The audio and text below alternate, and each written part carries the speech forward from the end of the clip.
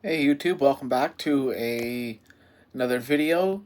Today I'm going to be showing you how to connect to a network attached shared drive in Linux, which is honestly actually quite easy. But if you don't know, you don't know. So let's go ahead and get on with it.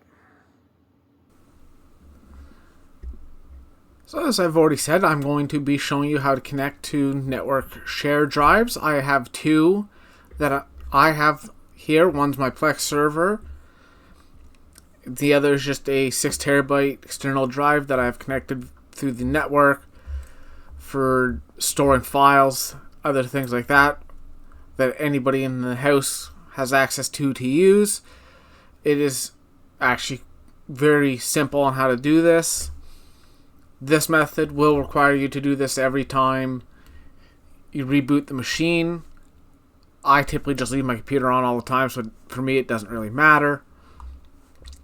So we're going to go ahead and open whatever you use for your file explorer. You'll see down here network and there's nothing listed. So we'll go ahead and click on that, and up here where it says network, just click there. Get rid of where it says network and type in SMB. Get rid of one of the backspaces and then type in your address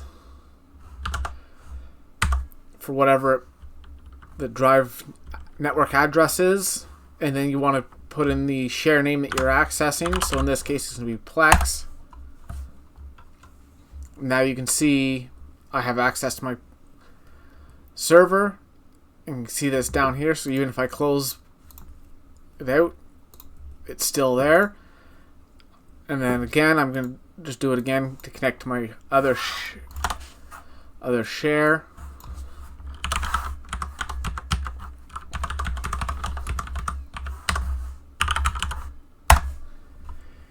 You may receive this prompt.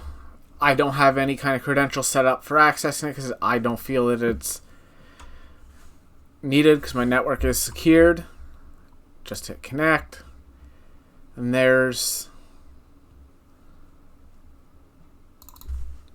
access to everything that I have on the drive. It really is just that simple.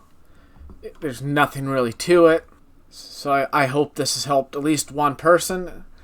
If it has, hit the like below. I hope this video has helped you.